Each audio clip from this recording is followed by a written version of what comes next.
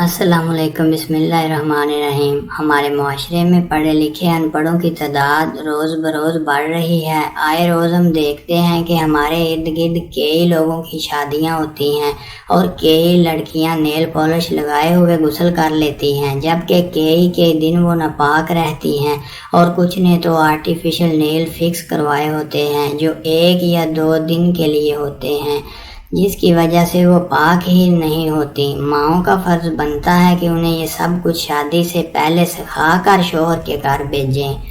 شادی کی تیاری میں آپ کو کلر کنٹراسٹ سے لے کر ہر بوتیک، ہر برانڈ اور اچھا پارلر سب یاد رہتا ہے۔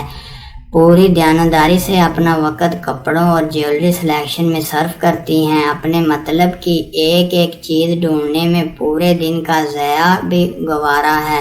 میچنگ کے چکر میں گھنٹوں برباد ہوں تو خیر ہے، مگر وقت نہیں تو دین کے چند بنیادی مسائل سیکھنے کا، طہارت کے مسائل جاننے کا۔ یاد رکھیں، ظاہری طہارت کی بھی 3 قسمیں ہیں: ایک نجاست سے طہارت، دوسرے حدث و جنابت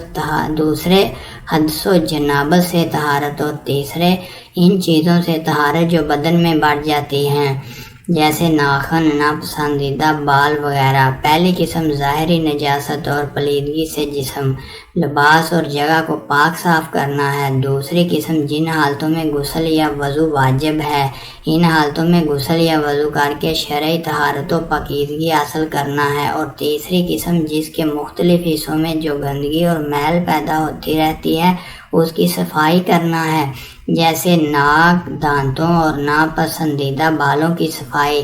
اسلامی عقائد میں جو اہمیت توحید کی ہے، وہیں حیثیت عبادت میں طہارت کی ہے۔ جیسے توحید کے بغیر کوئی عمل قبول نہیں ہو سکتا، ویسے ہی طہارت کے بغیر کوئی عبادت قبول نہیں ہو سکتی۔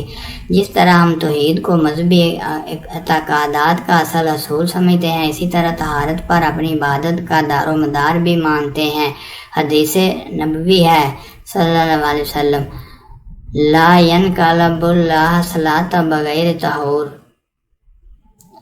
ترجمہ: اللہ تعالیٰ طہارت کے بغیر نماز قبول نہیں کرتا ہے۔ یہی وجہ ہے کہ اسلام میں سب سے پہلے طہارت کا باب پڑھایا جاتا ہے، کیونکہ طہارت نماز کی کنجی ہے۔ اللہ تعالیٰ نے قرآن مجید میں ان لوگوں کی متعدد مقامات پر تعریف کی ہے جو صفائی کا خاص خیال رکھتے ہیں۔